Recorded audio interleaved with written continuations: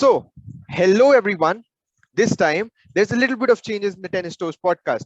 So, till now, Arijit was the one who was hosting the podcast, and I was just a guest. But recently, I got promoted to be the host, so I'll be the one hosting the podcast this time. So, congratulations to me. Second thing is, last time we had a podcast, it was an Australian after the Australian Open. Rafael Nadal had just won. After that, he had a tremendous season for some time, and all of us were like, "Oh my God, Rafa is just going to blast everybody off in the Rolland Garros 2022." Things have changed a lot now. They look a lot more bleak for Rafa, and there's a lot of things happening there.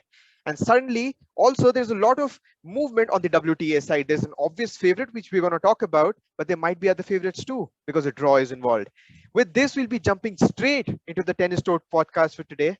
Please welcome my guests, Utkarsh and Suri. Both of them have been Suri has been a tennis player. He's been playing tennis for some time. So he knows a lot more technicalities than both of us do. And Utkarsh, like me, has watched tennis a lot and he has a few favorite players. So all of us here are very excited about tennis. And I hope we can get you excited too. And towards the end of this podcast, we'll have a little bit of betting here and there just to raise the stakes so that we actually get emotionally invested. It's not no more about just opinions, man.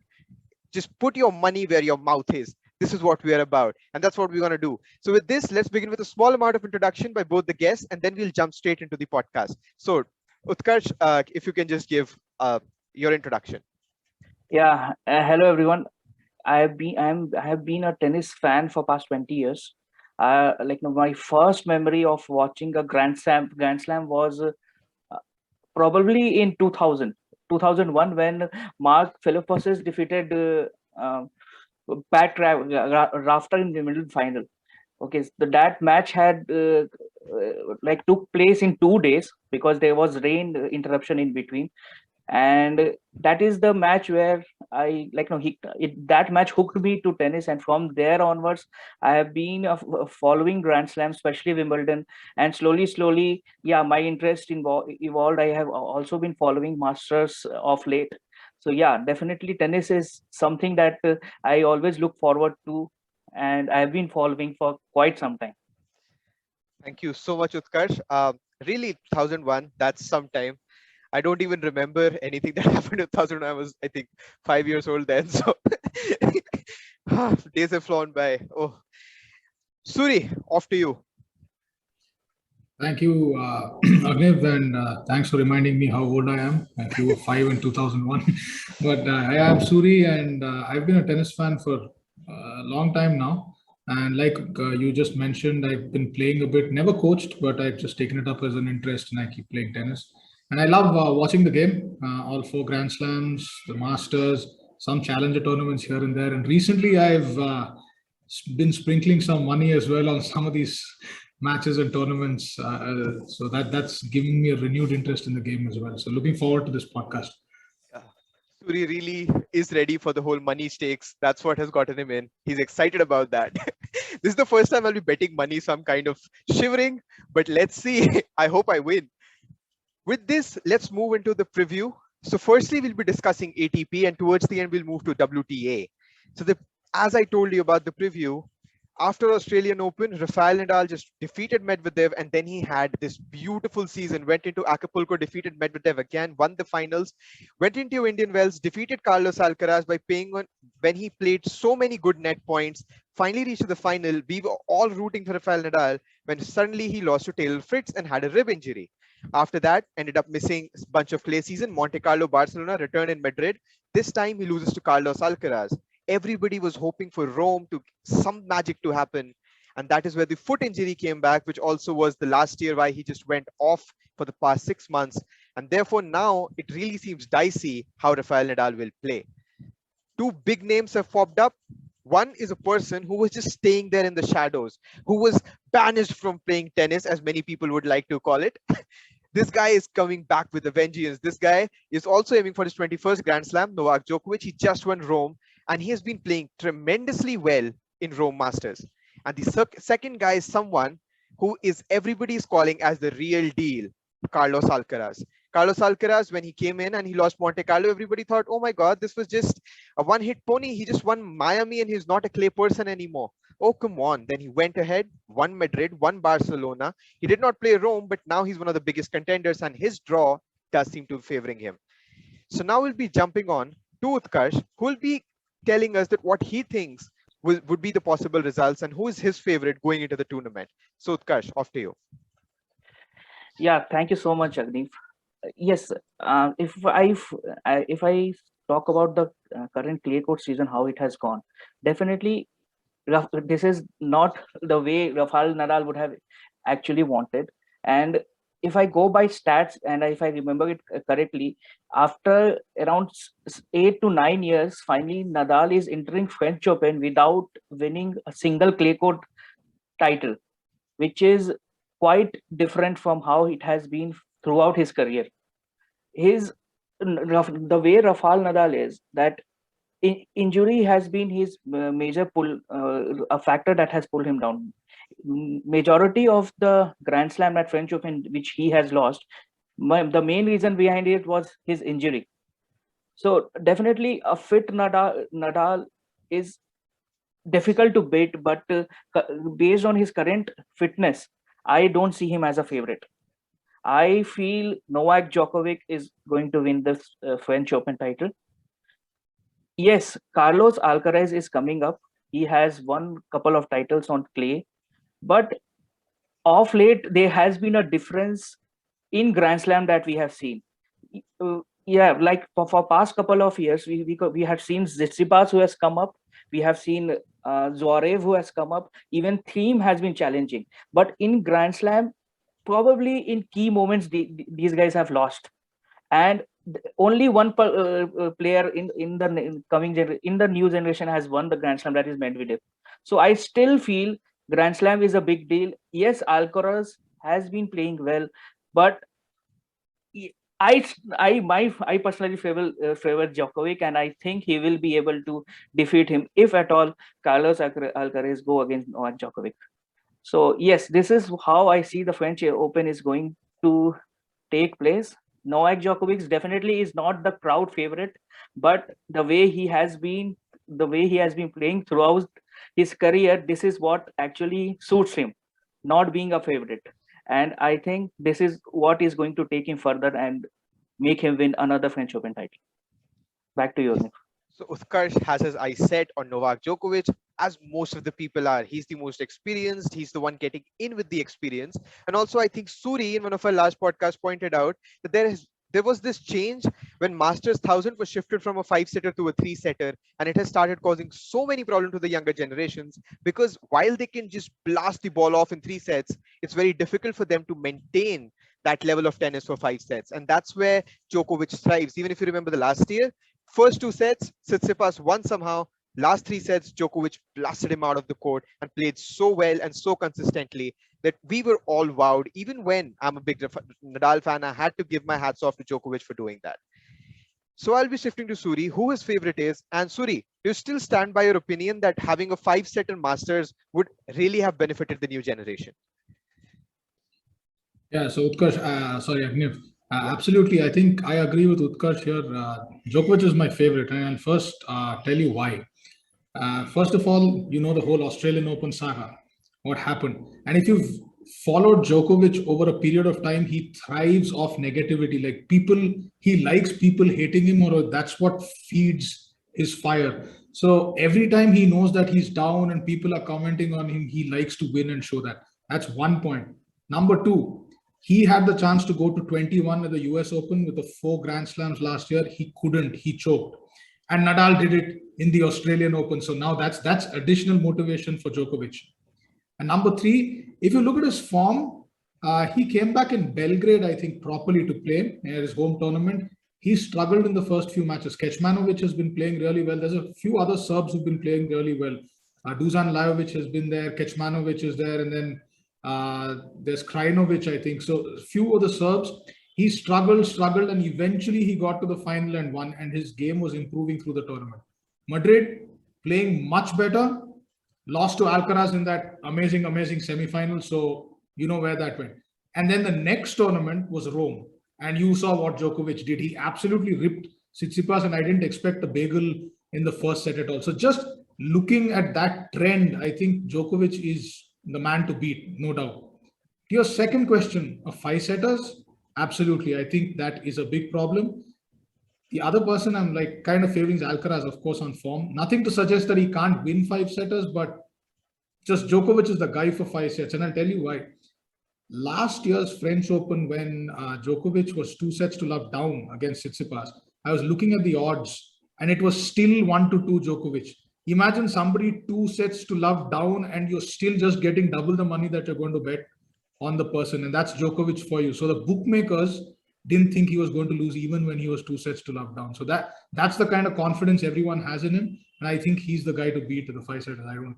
I don't see anyone beating him. Yeah, this is a phenomena which I also saw in US Open last year. So Medvedev, after winning 6-4, 6-4, the last set was 5-2, and he was serving and he got broken because of the US Open crowd, as some might say. And then suddenly I saw that odds were again going up because people are like, now Djokovic is making a comeback. Medvedev is done. He has lost it. And somehow Medvedev kept it together. He was able to serve it out. So congratulations to him. But that's what Djokovic is all about. He literally makes you play every last point with every brain cell in your body, every part of mental strength in order to get through him. He's one of the best players out there. I only see Nadal defeating him, and Nadal is definitely not in the shape where he should be. But let me paint you another picture. Quarterfinals, Djokovic versus Nadal. Let's say Djokovic wins. Semi-finals, Djokovic versus Alcaraz. Let's say he still wins. Finals, Djokovic versus Tsitsipas. Meanwhile, Tsitsipas literally has nobody in his quarters. After that, his most predictable quarterfinals will be with either Medvedev, which I don't think will happen because Medvedev will be facing Kecmanovic in the third round, and I don't think he's going past that. And after that, if Medvedev gets removed, it's either Rublev or Sinner, both of them which have not been very promising on clay. So Rublev, some may argue he is, but still not very promising. So Tsitsipas has the clearest possible pathway. If he doesn't win this, he may never win French Open. So what do you think are his chances? I will start with Suri. I'll come to Utkarsh. So Suri, what do you think are Tsitsipas' chances? This is literally golden for him. Yeah, so here's the deal. I think I can put my money on Tsitsipas making the semifinals for sure. So that's almost a given. Like you're saying, the draw favors him really good. I do not know where Zverev stands vis-a-vis Tsitsipas, whether he'll face him in the semis or whether it's in the other side of the draw. Yeah, okay. But Tsitsipas, yes, huge chance. But still, I think last year was a really, really good chance for him to win. This time, 5 sets. He lost to Zverev in Madrid, the faster courts. He then beat him again later, but then he ended up losing to Djokovic in the finals. Semis, maximum final, but I find it very hard to say that he can win this tournament. And Tsitsipas is kind of a moody player, sometimes he just beats himself, and I haven't seen any evidence to suggest that he's past that hump. So I think that'll bite him again. Exactly. So last year, if I remember correctly, when there was this Barcelona final between Tsitsipas and Nadal, I've never seen anybody play so well. He still lost, but he played so well. After that, he went into Rome and his shots were just firing everywhere. I had such high hopes, he still lost. So that's why I also don't have much hopes, but still I'll go to Utkarsh. So Utkarsh, do you think Tsitsipas has like even 25% chance, or you're like, no, just not happening? It's not Tsitsipas.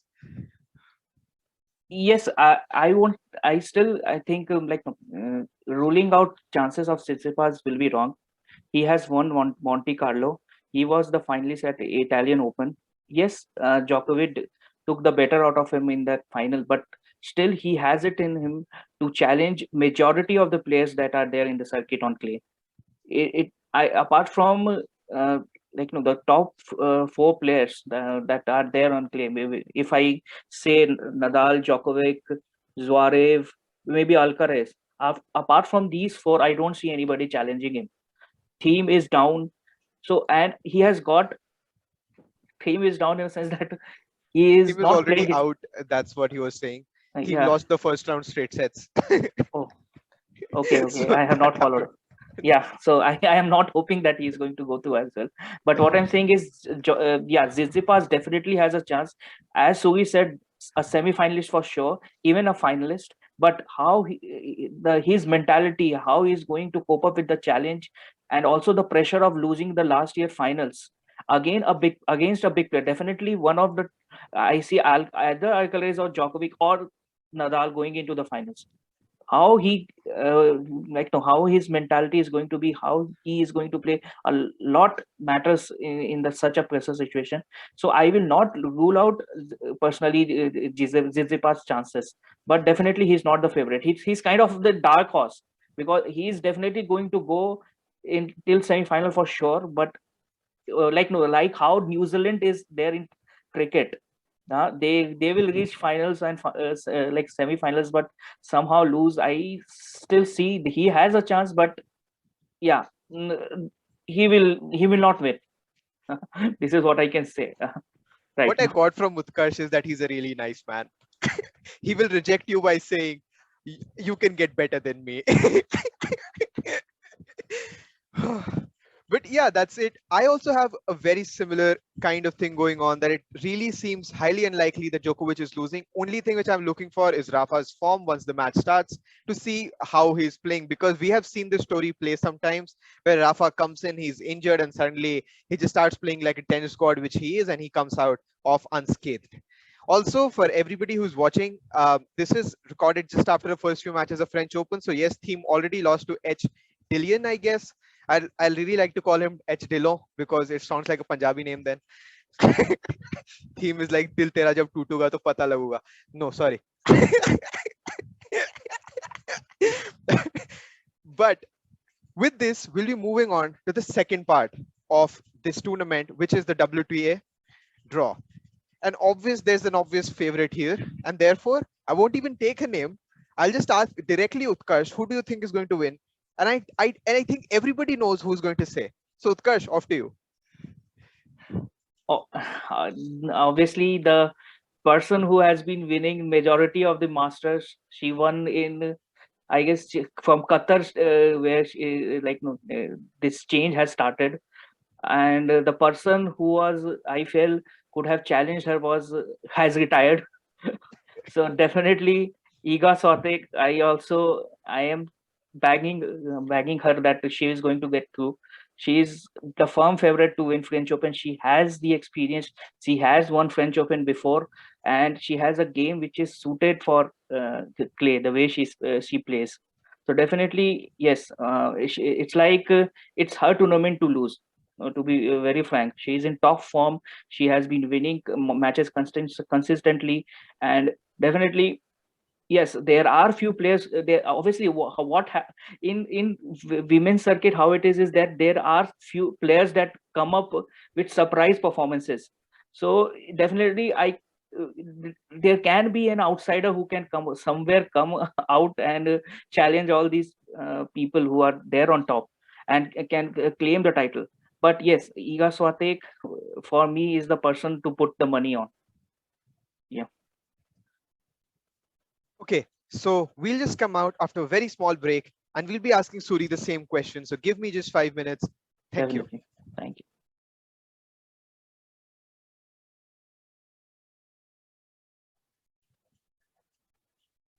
Okay.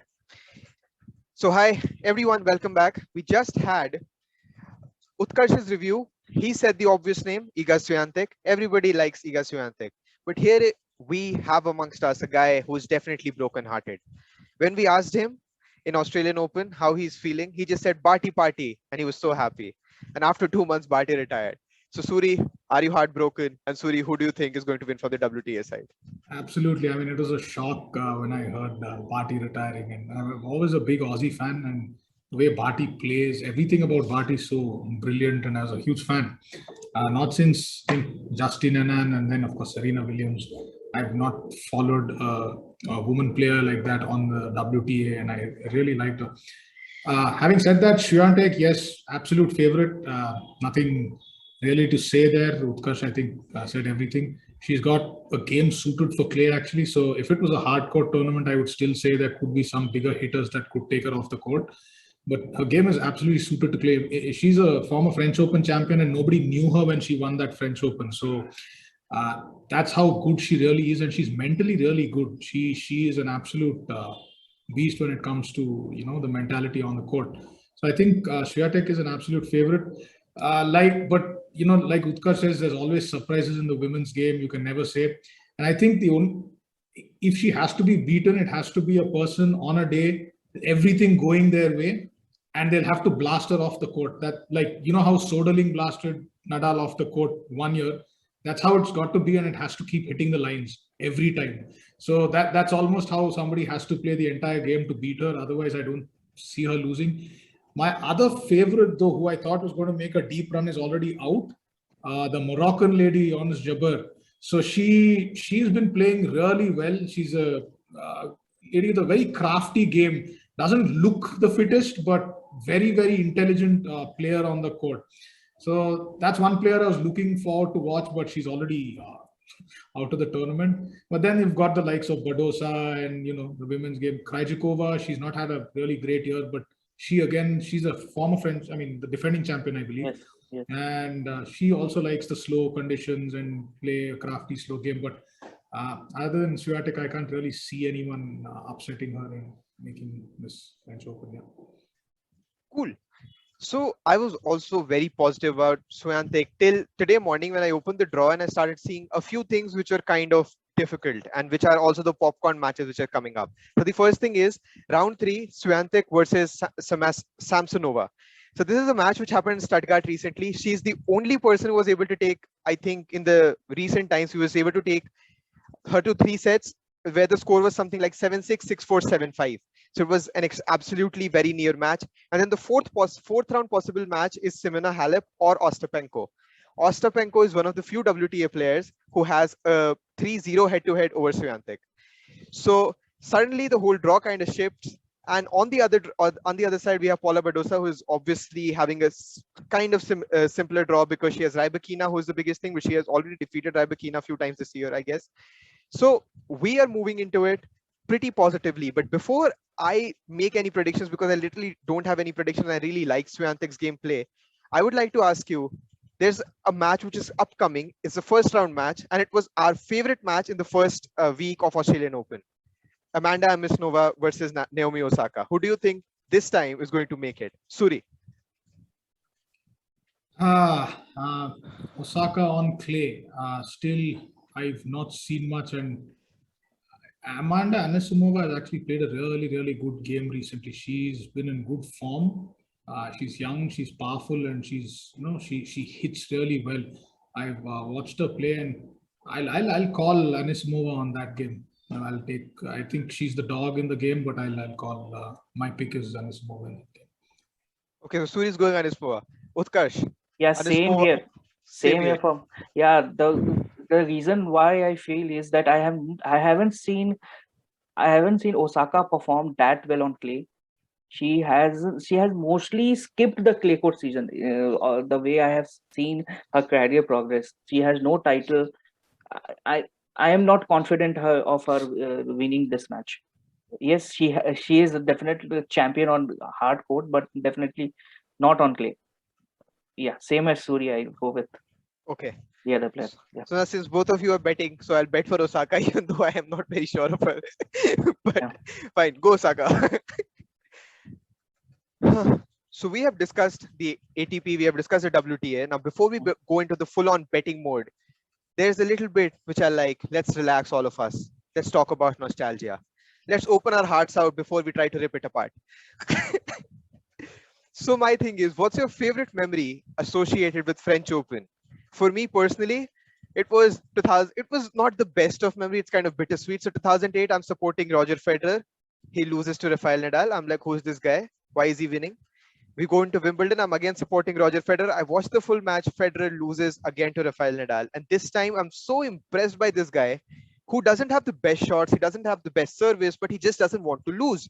He loves to win. He just wants to win so much. And that's when I became a Nadal fan. So 2009, I was rooting for Nadal. I was like, yeah, Nadal is going to win this year. And then he lost to Robin Soderling. Since then, I've never watched a Rafael Nadal match on French Open. I never do. I read a book. I do coding. I do something. But I'm very unlucky for him. So I don't watch him. So that's my Roland Garros story. So with this, I'd like to ask Utkarsh, what's your one memory of French Open? Yeah, if you ask me for the favorite match that I have seen live, I'll vote for Roger Federer versus Del Potro in 2009 semifinals. So that was a very close match, and in semifinals, as far as I remember, Roger Federer won 6-4 or 7-5 in the fifth set. It was very closely contested. Yeah, at that point of time, Del Potro was how Alcaraz is today, a new blood coming into the circuit who has been playing very well in the Masters. He had not won titles, but he had major upsetted a lot of players in that year, and eventually he went on to win US Open.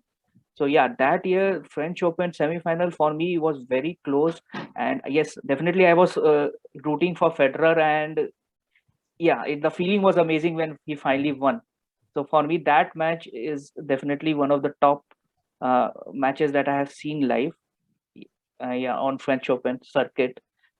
Apart from that, if I have to choose, then there was one match. Like no, if I I was quite young at that point of time. It was between Gaston Gaudio and Korea. That match was unbelievable. That was a match where I wasn't supporting anyone. Okay, I was simply sitting and watching the match. It was a match where Gaston Gaudio, like the person who had won Gaudio, he saved around 7 to 8 match points, then finally winning the title 8-6 in the final set.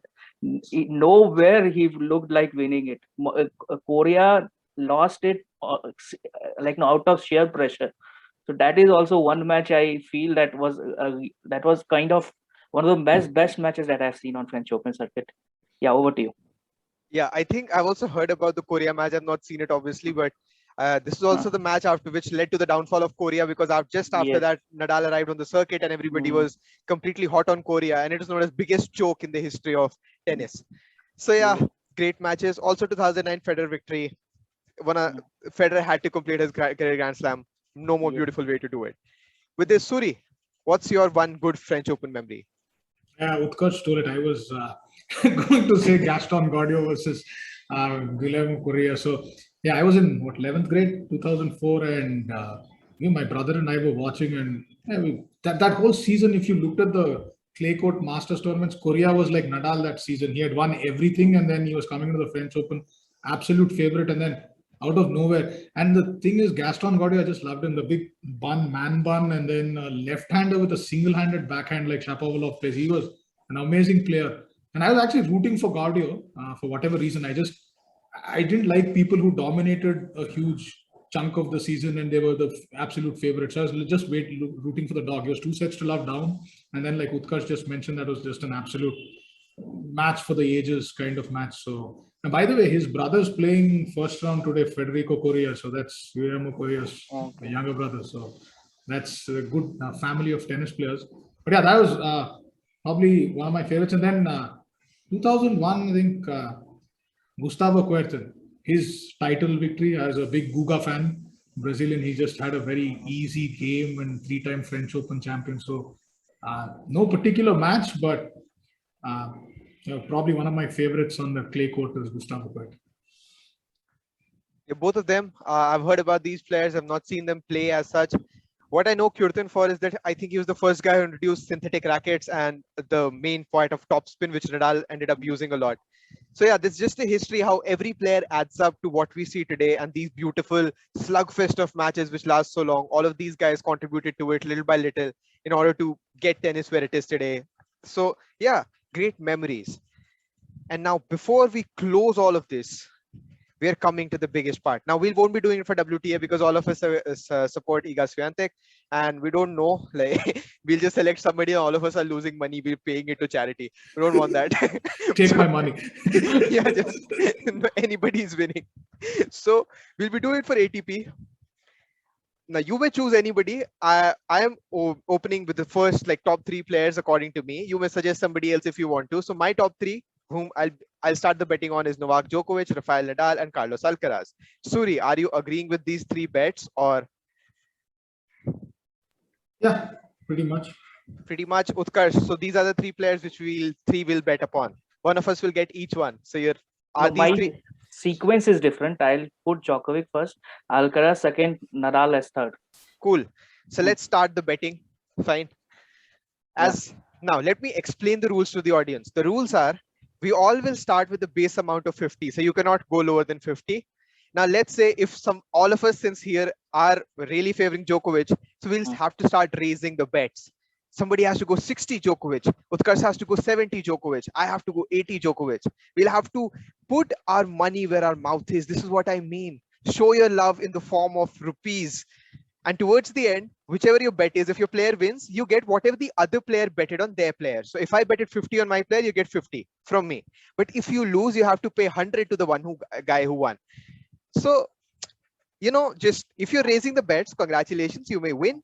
If otherwise, you may lose as much. If you really love that player, you may lose as much. So beware. Yeah, Utkarsh, I think you had a question. Yeah, I wanted to ask, is there an upper limit to here? No, you can go.